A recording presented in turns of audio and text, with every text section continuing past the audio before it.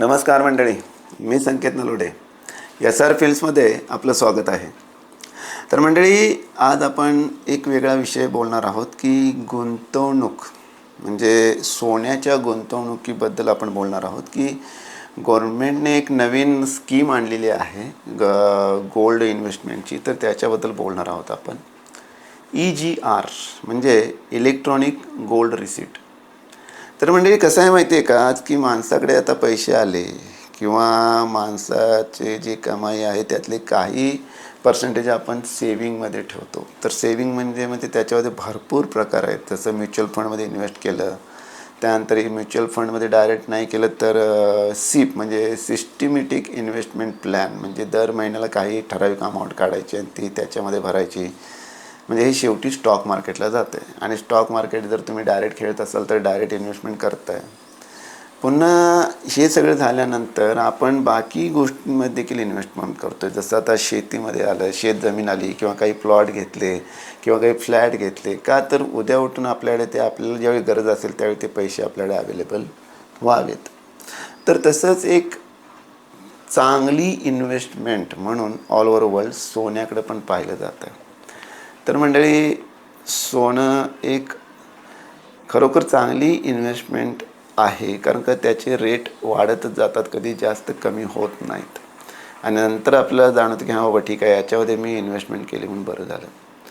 तर मंडळी, याच्यामध्ये आता आपण पाहायला गेलं तर सोन्यामध्ये आत्तापर्यंत आता हे EGR जे आहे इलेक्ट्रॉनिक गोल्ड रिसीट, ही जी व्यवस्था आहे याच्या आधी आपण सोन्यामध्ये कोणत्या पद्धतीने इन्व्हेस्टमेंट करू शकत होतो याच्यावर बघूया आधी. की एक झाले सोवेरियन गोल्ड बॉन्ड, म्हणजे गव्हर्नमेंट RBI काय करणार, बाबा ठीक आहे त्यांना पैसे लागणार आहेत तर हे सोवेरियन गोल्ड बॉन्ड मार्केटमध्ये आणणार गोल्ड बॉन्ड, आणि त्याच्यामध्ये माणसं इन्व्हेस्टमेंट करणार. म्हणजे किती ग्रॅम सोनं पाहिजे, किती तोळं पाहिजे वगैरे त्याच्यावर घेणार, आणि त्याच्यामध्ये आपण इन्व्हेस्टमेंट केली की त्याच्याकडून आपल्याला एक बॉन्ड एक मिळतो. आणि त्याच्यामध्ये त्याचा टेन्युअर साधारणतः 8 वर्ष राहतो. म्हणजे 8 वर्ष ते पैसे तुम्ही, म्हणजे त्या बॉन्डचा टेन्युअर झाला 8 वर्ष. 8 वर्षासाठी तो बॉन्ड तुमचा व्हॅलिड राहणार आहे. पण त्याच्यामधून काही पैसे तुम्ही काढू शकताय 5 वर्षानंतर लागले तर.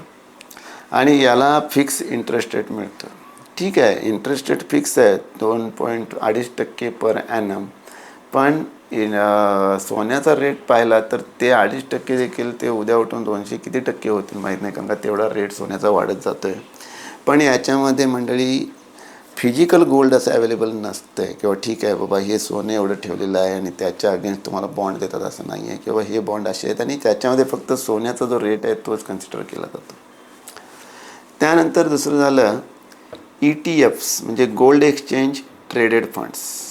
म्हणजे याच्यामध्ये देखील काय आहे की गोल्ड प्राइसेस आणि इन्व्हेस्टमेंट जे आहे ती गोल्ड बुलियनवर होते आणि स्टॉक एक्सचेंजवर हे होते, म्हणजे नॅशनल स्टॉक एक्सचेंज NSE किंवा बॉम्बे स्टॉक एक्सचेंज BSE याच्यामध्ये त्याचं ट्रेडिंग होते. आणि एक ETF म्हणजे एक्सचेंज ट्रेडेड फंड, एक ETF म्हणजे 1 ग्रॅम गोल्ड असं होते. आणि याच्यासाठी तुम्हाला डीमॅट अकाउंट लागते तुमचं, आणि तुम्ही सोनं सेल किंवा परचेस करू शकताय जे स्टॉक मार्केटचे जे टायमिंग असतात त्याच्यानुसार. नॉर्मल मार्केट आवर्समध्ये तुम्ही करू शकता, आणि याच्यामध्ये देखील फिजिकल गोल्ड नाही आहे. त्यानंतर मंडळी झालं गोल्ड म्युच्युअल फंड. तर गोल्ड म्युच्युअल फंड जे आहे त्याच्यासाठी तुम्हाला डीमॅट अकाउंटची गरज नाही आहे, आणि SIP सारखंच हे काम करते. म्हणजे तुम्ही त्याच्यामध्ये 100 रुपयेपासून इन्व्हेस्ट करू शकताय. म्हणजे तुम्ही सांगू शकता बाबा मला 100 रुपयाचं सोनं घ्यायचं आहे, माझ्याकडे पैसे 100 रुपये आहेत, मी 100 रुपयाचं सोनं घेऊन ते मी त्याच्यामध्ये करू शकतो. तर तसे तुम्ही गोल्ड म्युच्युअल फंड घेऊ शकताय. आणि त्यानंतर झालं फिजिकल गोल्ड, जे आपण घरामध्ये घेतो आहे. बाबा 2 पैसे आले की बाबा वेडणी घेऊन ठेव किंवा कॉईन घेऊन ठेव. तर हे सगळं झालं, म्हणजे ज्वेलरी काहीतरी घेऊन ठेव. तर याच्यामध्ये असं आहे की आपल्या घरामध्ये सोनं राहतं आणि ते आपली जबाबदारी राहते, किंवा चोरी होऊ नये त्या सोन्याची, म्हणून आपण ते कुठेतरी चांगल्या ह्याच्या ठिकाणी ठेवतो आणि त्याच्यावर आपलं सुपरविजन गरजेचं आहे.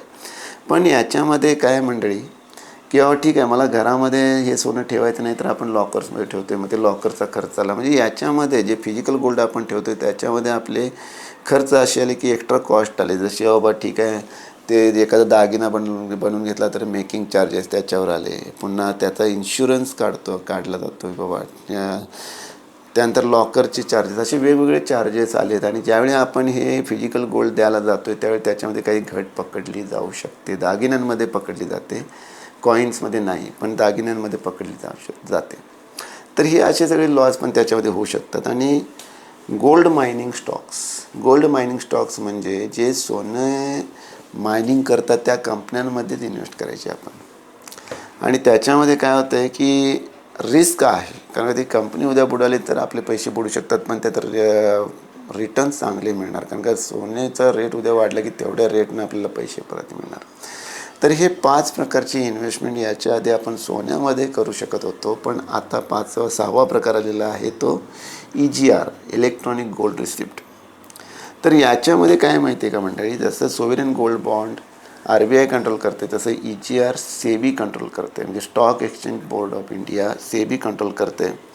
आणि याच्यामध्ये डिजिटल सिक्युरिटीज आहेत. म्हणजे काय मंडळी माहिती आहे का, की उद्या आपण EGR घ्यायचं ठरवलं तर आपण आपल्याकडे जे अवेलेबल सोनं आहे तर ते काय करतो आहे, ते आपण जमा करायचे सरकारकडे किंवा ते सेबीकडे.